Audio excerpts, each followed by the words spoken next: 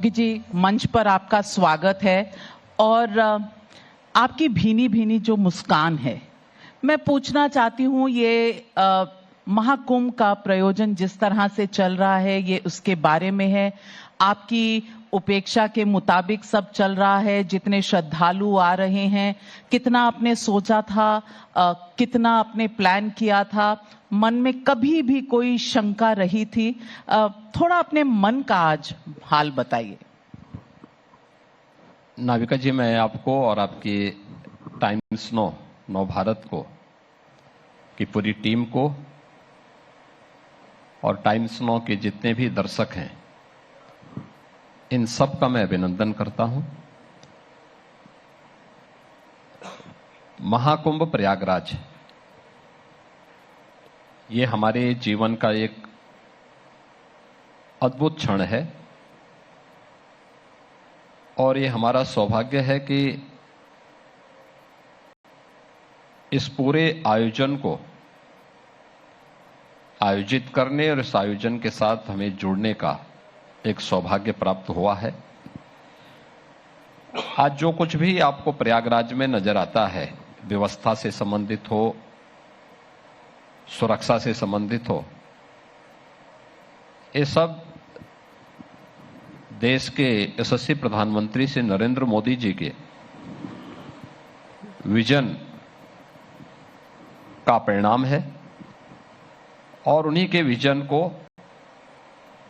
वहां पर जमीनी धरातल पर उतार करके महाकुंभ के इस आयोजन को हम लोग प्रभावी ढंग से आगे बढ़ाने का कार्य कर रहे हैं। अब तक प्रयागराज में पिछले 15 दिनों के अंदर 16 करोड़ से अधिक श्रद्धालु स्नान किए हैं। मां गंगा, मां यमुना और मां सरस्वती की त्रिवेणी के संगम में वहां पर आस्था की पावन डुबकी लगाए हैं और मेरा अनुमान है कि यह अगले 30 दिनों तक जो आयोजन अभी वहां पर चलना है, वहां पे इतने श्रद्धालु आएंगे कि ये दुनिया की तीसरी बड़ी आबादी के रूप में होगी और ये न केवल भारत की आस्था को बल्कि भारत की परंपरा और गौरवशाली संस्कृति के दर्शन भी लोगों को वहां पर करने का अवसर प्राप्त होगा। दूसरा, उत्तर प्रदेश के पोटेंशियल को भी देश और दुनिया के सामने रखने का एक अद्भुत क्षण उत्तर प्रदेश वासियों के पास भी है, प्रयागराज वासियों के पास भी है और ये सभी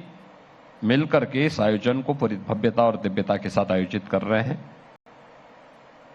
मुझे पूरा विश्वास है कि 26 फरवरी 2025 को महाशिवरात्रि के दिन जब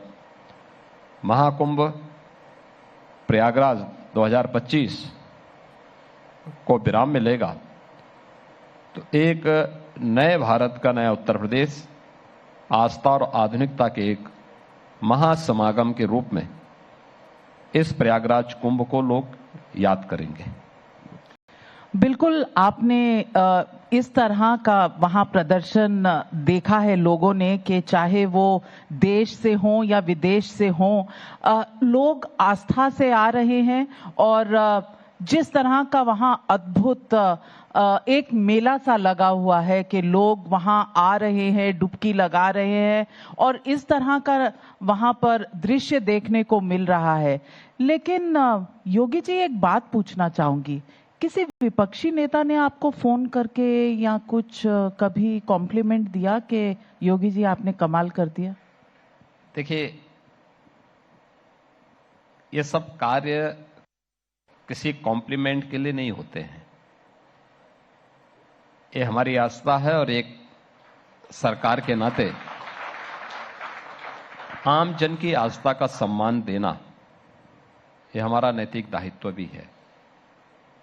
अपने इसी नैतिक दायित्व का निर्वहन करते हुए ये डबल इंजन की भारतीय जनता पार्टी की सरकार इन आयोजनों के साथ जुड़ी हुई है। हाँ, मुझे इस बात की प्रसन्नता है कि जो लोग पहले भारत की आस्था को सम्मान नहीं दे पाते थे, नहीं देते थे, अपने वोट बैंक की तुष्टीकरण की नीति के लिए जो लोग बदनाम रहा करते थे, वे लोग भी अब जाकर के प्रयागराज में त्रिवेणी के महासंगम में डुबकी लगा रहे हैं और पुण्य के भागीदार बनने के लिए उतावले दिखाई दे रहे हैं। ये अच्छी बात है और प्रयागराज तो सबका है, आस्था सबकी है, उसको उसके अनुरूप फल मिलना चाहिए। तो आप इसे जीत समझते हैं सनातन की, लोगों की आस्था की, जिसने वोट बैंक के पॉलिटिक्स को कहीं ना कहीं मात दे दी? देखिए, ये हार और जीत का प्रश्न नहीं है। ये इस बात को साबित करता है कि सनातन पहले भी था, आज भी है और आगे भी इसी प्रभावी ढंग से अपनी यात्रा को आगे बढ़ाएगा। इसमें कोई संदेह नहीं होना चाहिए, किसी को नहीं होना चाहिए। योगी जी, लेकिन कुछ लोग कह रहे हैं जिस तरह से आप अपनी पूरी कैबिनेट को लेकर गए और डुबकी लगाई, उन्होंने कहा ये शो ऑफ ज्यादा है और जो शब्द उन्होंने प्रयोग किए, मेरे ख्याल से मैं बोल भी नहीं सकूंगी, लेकिन उन्होंने कहा कि छपरी के डैश डैश की तरह यहाँ पर डुबकी लगाने आए हैं। आपको लगता है ये भाषा, ये अमर्यादित भाषा जो है, ये फिर चुनाव का कुछ प्रेशर है? देखिए, जाकी रही भावना जैसी, प्रभु मूर्ति देखी तिन तैसी। जिन्होंने कभी भारतीय आस्था को, भारत के सनातन धर्म की आस्था को कभी सम्मान नहीं दिया, उनसे अपेक्षा करना कि वे सनातन धर्म की आस्था को सम्मान देंगे,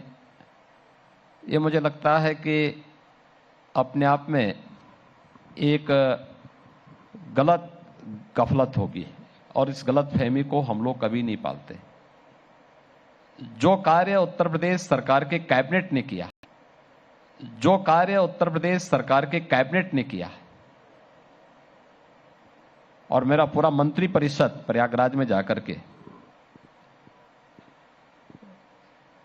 मां गंगा, मां यमुना और मां सरस्वती की त्रिवेणी में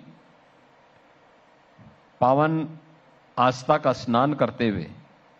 पुण्य का भागीदार बना और वहां के विकास योजनाओं पर चर्चा किया।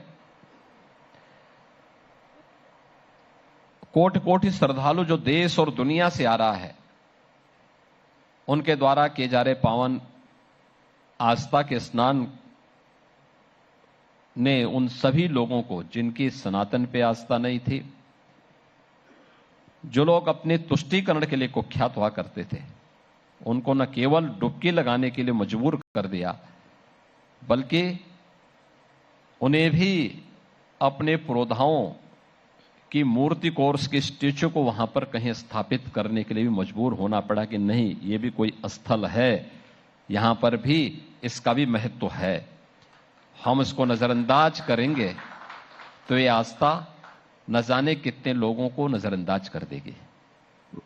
तो आप